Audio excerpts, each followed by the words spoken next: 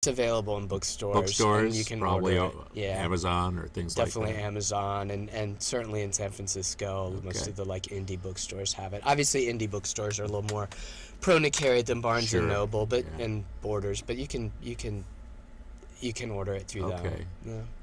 So, but I want to go back one more Sure. time to William Burroughs. Okay. Because I met him too. Okay, And, yeah, you were telling me. you know, smoked a little with him, Okay. drank a lot with him, Uh-huh. bummed around at Tangier with him, and a little bit with Ginsberg Yeah. too.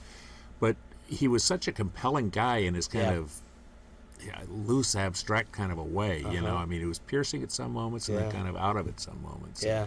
It's a What was good your description. experience with him? You know. Pretty much just like what you said. I mean, it's weird because, you know, we were really boyfriends, and I was like 18 and he was like 74, so, you know, do the math on that. Yeah.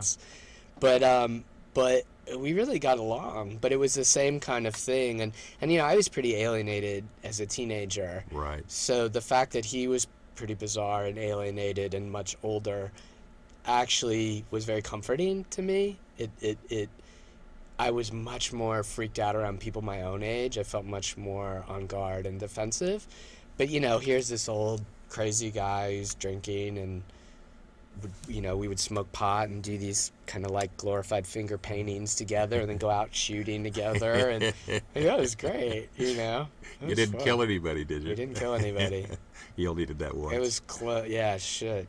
Yeah. There's a new documentary coming out about him that's going to be awesome. It's called William Burroughs, The Man Within, and it's awesome. And the dude who did the film just interviewed all these amazing people. I'm in it too, luckily. I'm excited to sort of talk about what was he like as like a lover, as a boyfriend, as a person. But it's going to be a great film, so I don't know when that's going to come out. Hopefully that's pretty wonderful. soon. So, yeah. so you've done all this different Yeah. kinds of video and film Yeah. and performance Yeah. and writing and all this. Yeah. So today, you got this book out. Uh-huh. What do you got on the burner right now? I'm working on more kids' books, some with sort of more mainstream topics, you know, more mainstream kids' books. I mean, the nice thing about, I mean, this is a book obviously I really believe in, and it's gotten a lot of attention because of the subject matter and the sort of, you know, what to some people is very threatening, you know. I mean, a lot of people are like, this is so, how can you be writing about a transgender kid that's going to give our kids ideas and all this stuff? Absolutely. It's burn that book Yeah, material. yeah. So we've gotten some and actually I'm kind of surprised we haven't had more conservative protests. We've had the Focus on the Family group do like a podcast about us, but I haven't heard anyone like yanking it from a library. We've only been out for a couple months though, the book, so could be that It stuff could be, happens yeah. later. The more it's known, Yeah, the more it'll be yeah. attacked. Yeah. Is there a market, do you think, for taking this genre, say, LGBTQ Yeah. youth child stories? You know, I mean, I would have given my eye teeth to have something like that when I was young. You know, something that referenced at least the experience that only gay or transgendered people can have. Yeah. Yeah, and you know, I think the great thing with kids' stories is kids are so open at that age, which doesn't mean they can't get funky and can't have their own likes and dislikes and prejudices, usually by imitating the adults around them. I mean, left to their own, kids are pretty like, okay, sure. But if the adults around them are, you know, racist or sexist or, you know, homophobic or transphobic or that stuff, you know, they'll often imitate that. But the cool thing with kids is that, you know, on their own, their imagination is so strong, and therefore their empathy is so strong. And so, like, my book, you know, I've read it to some kindergartens around here in San Francisco. Some schools have asked me in to read. And, you know, the kids just totally get it. It's like, it's about wanting something really bad, you know, something that you love really bad, and people telling you can't have it. And so whether or not the kids hearing the story are necessarily gender fluid or gender variant themselves, like, they can relate to that. Yeah, like, I see what you're getting. Yeah. It's not so much the specifics or the the actual people in it. Yeah. It's the idea of Yeah. wanting something that is unavailable Yeah. or people frown on or Yeah. whatever.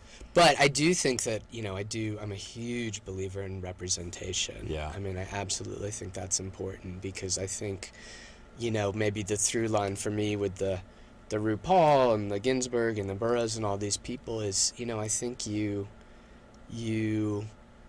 learn about what's possible in life through other people, or works of art or something.